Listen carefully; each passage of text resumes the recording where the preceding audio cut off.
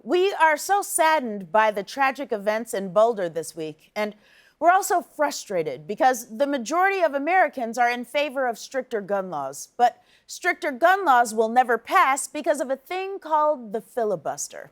And that's not the only damage the filibuster has caused. Let's find out why else it's bad in a segment called How Did We Get Here?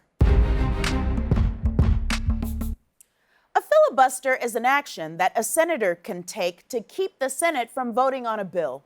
There are 100 senators, so if any one of them introduces a bill, any of the other 99 can stop it from getting voted on. It's basically legislative blocking.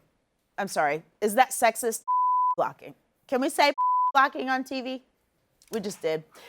So senators stop bills from getting voted on a lot, which is crazy because voting is their job. It would be like if at any point in the day, one of your coworkers could stand up on his desk and say, "I don't think we should ship office supplies to the Southwest region today." And then you all had to stop working and watch him give a speech about it. Meanwhile, I'm at home refreshing my tracking information like, where's my damn stapler? I have papers to connect. The filibuster is just a long-winded way to keep things from getting done, and it isn't even in the Constitution. It was created in 1806 by Aaron Burr, the bad guy from Hamilton. Leslie, I love you, and you can get it, and I'm willing to wait for it. But the filibuster didn't start to become what we know it as now until 1841, when Senator John Calhoun realized it could be used to protect minority rights, which he defined as my right to own minorities. Calhoun wanted to ensure that the slave-owning minority of senators would be able to override the majority of senators who didn't own slaves so they could protect slavery. So on the surface, the filibuster seems fine, but if you look closer, it's very racist, just like Mel Gibson. Originally, in order to filibuster, you had to stand up and talk the whole time. So while you could delay a bill, all filibusters eventually ended when the dude got sleepy or had to pee or had to go polish his top hat. I don't know what people did back then. The point is, at some point, the filibuster used to end, but that changed during the Jim Crow era. Now, anytime a story skips from slavery times to Jim Crow times, you know it's not going anywhere good. In 1917, Rule 22 was introduced. Rule 22 requires a supermajority of senators to stop a filibuster. Sounds good, right? It even has the word super in it. But in practice, until 1964, the supermajority was only used to stop civil rights legislation. That means that every other bill could pass with 51 votes, but civil rights bills effectively needed 67 to get past the inevitable filibuster. Isn't that crazy? It's like, oh, no, it's a totally neutral thing. It just somehow only ever gets used to hurt black people. You know, like police. The record for the longest one-man filibuster is held by Strom Thurmond, who also holds the record for most racist-sounding name. They may as well have named him Segregation O Confederate. In 1957, Thurmond filibustered the Civil Rights Act for 24 hours. Do you know how much you have to hate someone to stand on your feet and talk for a whole day? I have several terrible ex-boyfriends, and the longest I can go on any one of them is 15 minutes. After that, I'm too tired to keep caring. Even civil rights bills that should pass easily get caught up by filibusters. There are 200 anti-lynching bills that haven't been passed by the Senate. 200!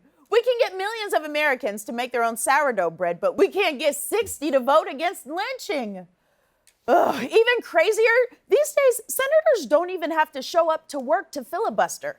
Any senator can send an email, and if 60 other senators don't feel like challenging it, that's enough to filibuster a bill. And the senator doesn't even have to tell the American people why. And I think they should. If you're getting paid by my tax dollars to not make lynching illegal, I want you to have to stand up there and say why. And I want you to be wearing really pointy, uncomfortable shoes when you do it. Also, I'm sure every speech would start out with some pretty language about states' rights or something, but there is no way a racist can talk that long without saying something racist, and I want to see it. I think it would be funny. So now you're thinking, okay, just because the filibuster started out racist and then was only used to be racist for a long time, that doesn't mean it's racist now, right? Oh, you sweet summer child. It's true that these days the filibuster is used for a wider variety of issues, but any guesses on when Republicans set the record for doing the most filibusters? Can you guess who was in office? I'll give you one more guess. That's right. So the filibuster is like when you see a white person buying brown makeup on Halloween. Technically, they could be using it for anything, but they're probably gonna do a racism. So that's how we got to where we are now. Thanks in large part to the filibuster, we are still struggling with Black people's voting rights. Don't believe me?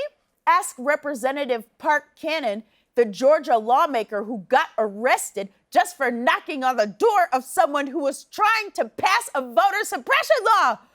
She got charged with a felony. Just kidding, she got charged with 2. Can you imagine telling someone marching in the 60s that we still wouldn't have this stuff figured out by 2021?